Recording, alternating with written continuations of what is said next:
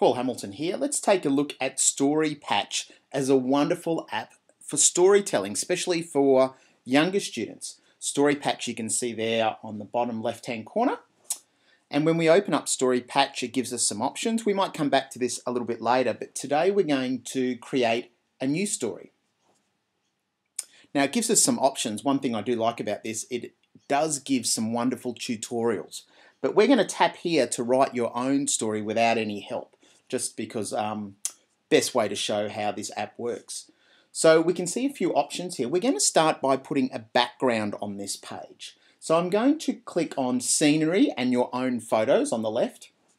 And I'm going to touch on Use Image from my own photo library. And I have found that photos work wonderfully as backgrounds in this app. So when I click, it imports it. Now, when it imports it on the side like this, the way that we edit the image is we hold our finger down on the image for a second, and it gives us some options. We can rotate it. We can slightly resize it, so a little bit bigger, and getting it there. We can also pinch and rotate it with our fingers, but I've found this works better with this app.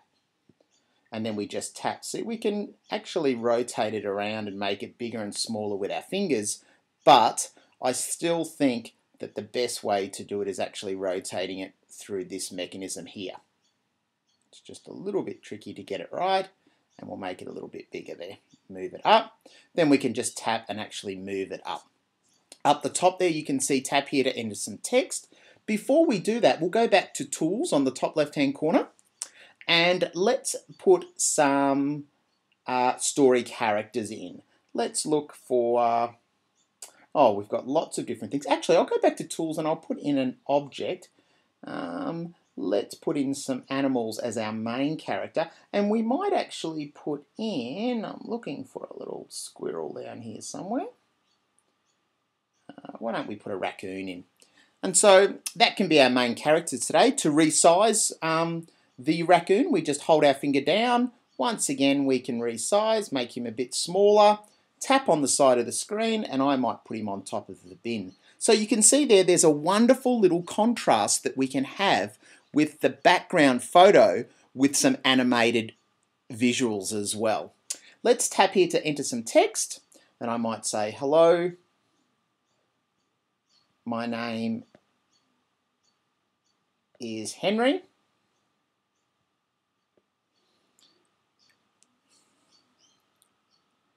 I'll put in some more text just so that I can show you what happened. Let's take a journey.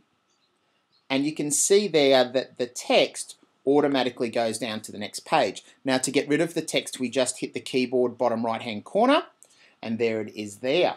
Now I might touch on my background, make that a little bit smaller, tap on the raccoon again, just once, bring him down onto my bin, and there we are, we're starting off our story. And we can build different layers with this app. We can put more characters in.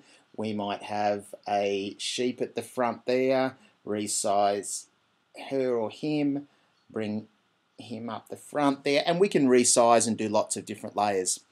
Up the top of your page, you can see Insert New Page, or we can copy the page, and so that would be page 2 now. If I go back to my, and top right hand corner, sorry, is a clear page, so we can actually clear it. If I go back to my tools here, you can see that I've got some different options. As well as putting things in, I can navigate and reorder pages on the left hand side. So if I press that, it allows me to reorder my pages, and I can edit up the top and redo that. When we're finished here, we just go back to the home, and then we can manage our stories. Can you see the little shovel and the flower there? If I press on Manage, and then I look for my photo or my story, there it is there. See how it says My Story 2?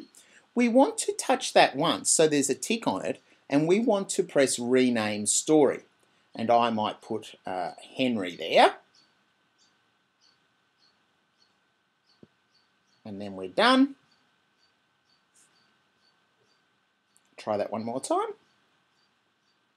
Henry, press done on the keyboard. And what that does is it's moved it up in alphabetical order. I can see it's Henry there. And that is the way that we actually save our stories. So you'll have to go through that with your younger students if you're going to use this. Look, I have found this to be an incredibly easy to use app. I'm about to use it with year ones.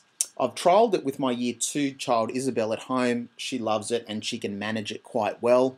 As I said before, some wonderful view the tutorial there with the ladybug. Lots of little tutorials on how to use the advanced features within this app, but I have found StoryPatch to be a fantastic storytelling app that I would highly recommend. Paul Hamilton here, signing off.